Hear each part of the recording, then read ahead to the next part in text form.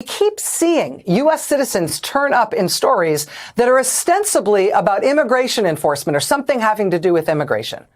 I mean, Trump's immigration agents have told at least 9 U.S. citizen lawyers, doctors, teachers that they had 1 week to get out of the country or else.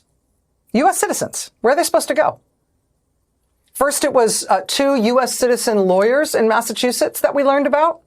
Then next, we learned about a U.S. citizen doctor from Cromwell, Connecticut. A few days after that, we learned about a U.S. citizen lawyer in Utah. He got this letter saying, it's time for you to leave the United States. The federal government will find you. He's a U.S. citizen. The next day, we learned of a U.S. citizen lawyer in San Diego. Same threat. Then we learned about another U.S. citizen lawyer in Austin, Texas. The day after that, we got new reporting on a U.S. citizen lawyer in Houston, Texas. This guy is born in Connecticut. He's a lawyer working in Houston. The Trump administration comes to him and threatens him to get out of the country immediately or else. Where is he supposed to go? The day after that, we learned of another U.S. citizen lawyer in Los Angeles, told by the Trump administration to get out of the country immediately, with all the attendant threats. I mean, it just keeps happening. Here's another one reporting from Wisconsin Public Radio. Headline: the federal government will find you. Immigration officials wrongfully told a Fox Valley man to leave the United States. Department of Homeland Security told a retired college administrator to depart the United States immediately.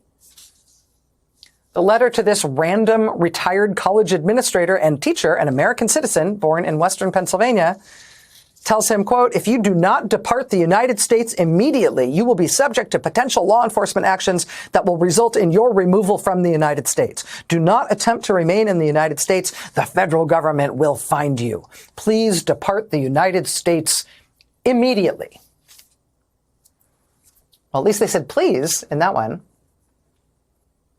Now, in some cases, reporters who have been following up on these bizarre cases where U.S. citizens are being told to get out of the country. In some cases, reporters following up on these cases have been told by the Trump administration that these threats were sent by mistake.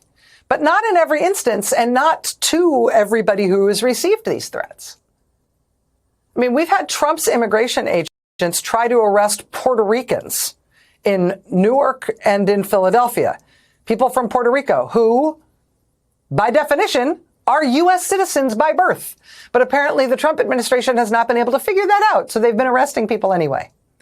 In Arizona this month, Trump's immigration agents arrested a U.S. citizen in Arizona, held him for 10 days in an immigration prison, even though he is a U.S. citizen. Leon County, Florida, a week and a half ago, they locked up a U.S. citizen, initially would not let him go, even when his birth certificate showing his birth in the United States was handed to court.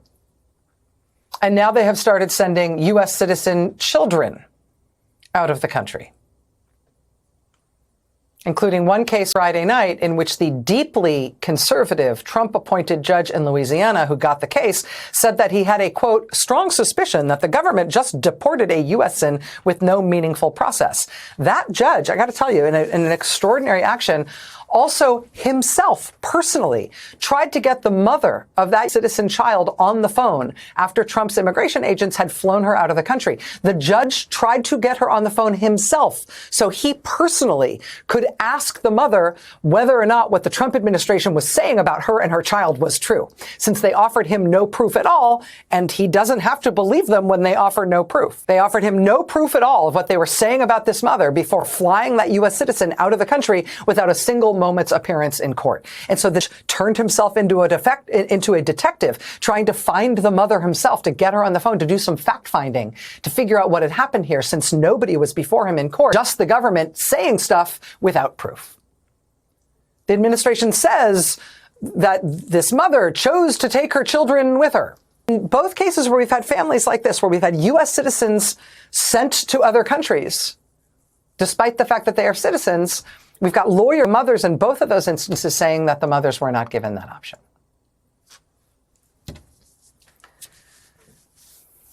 You sometimes hear this statement that, everything they're now trying to do to immigrants, they'll eventually try to do to U.S. citizens. It's not that. It's not just that everything they're now trying to do to immigrants, they will eventually try to do to U.S. citizens. It's that what they are trying to do to immigrants already, they are already doing to U.S. citizens. These guys do not color inside the lines, right? And they are counting on us being inured to the cruelty and chaos and just flagrantly reckless incompetence of all of it, because they're saying this treatment is for immigrants. And the agencies doing it are just the agencies who handle immigration-related issues. But it's not true. It's citizens, too. But honestly, even if it wasn't citizens, this is the behavior of our government with our taxpayer dollars operating under the constraints of our Constitution, which constrains how the government is supposed to treat all people in this country. I mean, 100 days in, if anything is clear, it's that, yes, some of what they are doing is intentional, including the cruelty, but a lot of it is just them screwing up, just them being completely slipshod and shambolic and incompetent in ways that ruin people's lives and in ways that are just dumb. Today, for the dumb column, we got news that Trump's handpicked defense secretary, who he picked off Fox and Friends weekend, Pete Hegseth, Trump insisted on putting this man above everybody in charge of the Pentagon, despite everything we know about Pete Hegseth. Today, we got news that Pete Hegseth was sort of pounding his chest and typing in all caps and shouting about he, all caps, ended the Women, Peace, and Security program inside the Pentagon. Yeah, I bet he hated that name. He called it a, quote, woke, divisive social justice Biden initiative pushed by feminists and left-wing activists. He said, good riddance. He's ending it today. Except the program he's talking about was actually created by Donald Trump. Something Trump bragged about for years as one of his big national security accomplishments in his first term. The legislation to create this program was sponsored by a congresswoman named Kristi Noem. She's now Trump's Homeland Security Secretary. In the Senate, it was sponsored by a man named Marco Rubio, who's now Trump's Secretary of State. What did Pete Hegseth call it? He called it a woke, divisive social justice Biden initiative pushed by feminists and left-wing activists. By which he means something created by and bragged about by Donald Trump and his cabinet. Because the vast resources of the U.S. Defense Department at his disposal, Donald Trump nevertheless found someone to put in charge of the Pentagon who apparently can't Google. Hasn't learned that yet.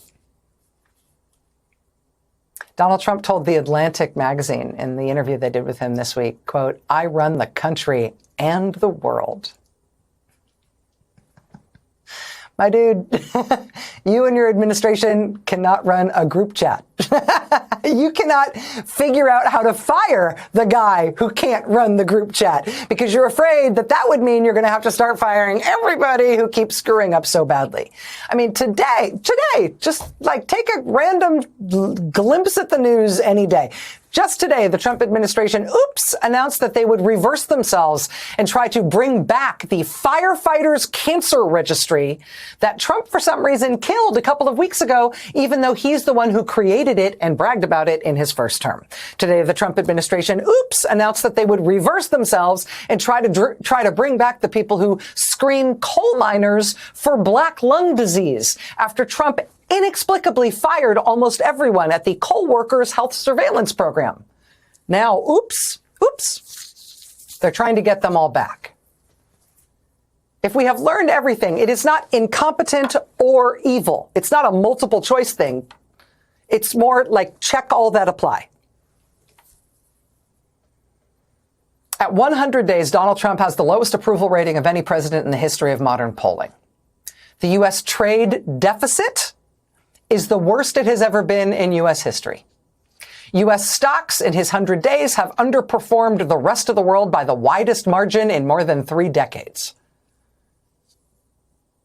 He thinks he rules the world. What he runs is a shambolic, cratered federal government that has agents randomly terrorizing Oklahoma City moms and their daughters and forcing them out into the rain in their underwear in the middle of the night, and then leaving with all their money.